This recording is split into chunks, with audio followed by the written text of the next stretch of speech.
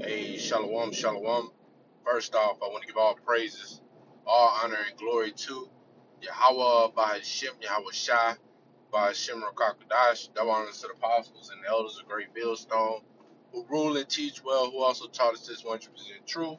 Shalom to the hopeful elect. I'm the brother Kasada from the GMS Atlanta Church, back with another quick lesson. It's like, let me roll up these windows.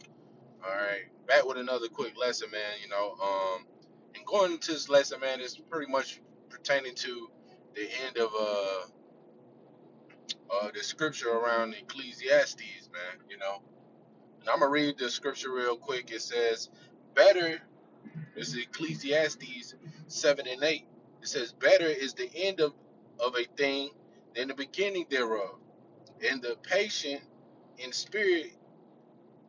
It said, "And the patient in spirit is better than the proud in spirit." Yeah, man. So it's better of the end of a thing than the beginning thereof, man.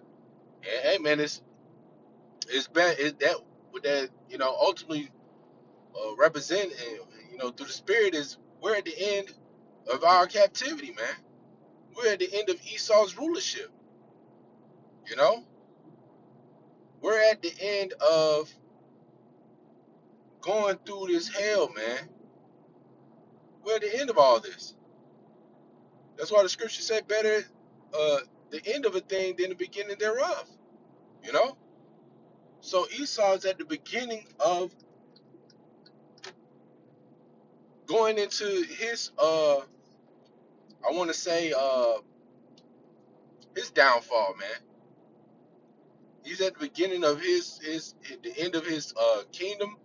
He's at the end and the beginning of him getting ready to be taken and put into captivity, man. So we know through spirit, through prophecies, going into Matthew chapter 24, as well as Second Ezra, 6 or 9, 16, or 15. These are chapters I'm just naming. Revelation, you go Revelation, especially Revelation chapter 13. He's definitely at the end, because that MOTB, it could be pushed out at any moment, you know. So we know that Esau is at the end of his rulership, but we're at the beginning of ours, man. You know? Okay. Let's grab another quick scripture. All right, this is Ecclesiastes, still in the book of Ecclesiastes, chapter 3. And I'm gonna start at verse 1. It says, "To everything there is a season, and a time to every purpose under heaven, a time to be born, and a time to die, a time to plant, and a time to pluck up that which is planted, a time to kill, and a time to heal, a time to break down, and a time to build up." Right, we're in the time of Esau's kingdom breaking down. All right, we're in the time of a lot of people getting ready to be deleted, man. It says a time to weep. We're in those times of weeping, man. In time of laugh. This isn't a time to laugh. Of course, the hopeful elect is going to be laughing in these last days. You know, the scriptures say that the Lord will be laughing at their calamity. Who's the mouthpiece of Yahweh Shem Yahweh Shai? The prophets, the men of the Lord. You know, a time to mourn and a time to dance. Yeah, we're in the time of mourning. This isn't a time to dance.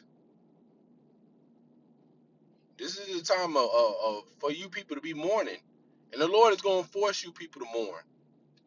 All this club and having a good time and putting off your how about Shemi Awashai and acting as if things aren't happening, or, things aren't taking place.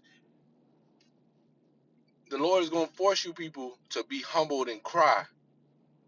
And He's going to put a lot of you to death. All right? Let's grab another scripture. This Second Ezra 6 and 9. It says, "For Esau is the end of the world." See? So Just laying back on what, through the spirit, we're at the end of Esau's rulership. We're at the end of his world. Okay? And Jacob is the beginning of it that follows. Yeah, so Jacob, you Israelites, we're at the end of ours. All right, we're at the end of our captivity. We're at the end of being under these heathens and our enemies and our oppressors. We're at the end of that. So, the scriptures as as read in Ecclesiastes 7 and 8, it says, better is the end of the thing than the beginning thereof. So we're at the end of our captivity, at the end of drinking our cup, and it's going to be the beginning of these heathens, starting with Esau, the so-called white man. It's the beginning of them drinking that same cup. They have to drink of the cup, man. Okay? Let's grab another scripture. Last scripture. This is Job 14 and 5. It says, seeing his days are determined, the number of his months are with thee. Thou hast appointed his bounds that he cannot pass. Yeah. So Esau has a time limit, man. He's on borrowed time. He's at the end of it. He don't have too much grace period.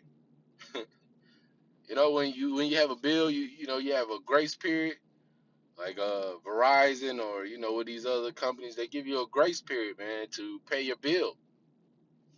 And soon Esau bill is coming up due.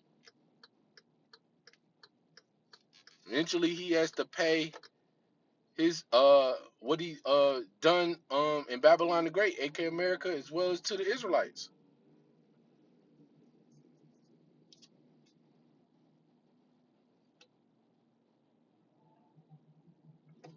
Go.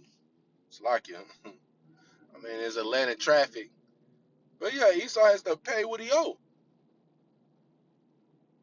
And that's why the scriptures say, he that leadeth into captivity shall go into captivity. He that killeth with the sword must be killed with the sword. Roughly paraphrasing. He's gonna have to go into captivity, man.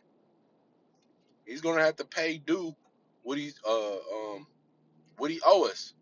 Or what he owes Yahweh Shem Yahushua. And that's his life. So you Edomites, you're at the end of your kingdom. And you Israelites, we're at the end of our captivity. But we're going to be in the beginning stages, which we are in the transition. We're almost in the transition phase of being the next rulers.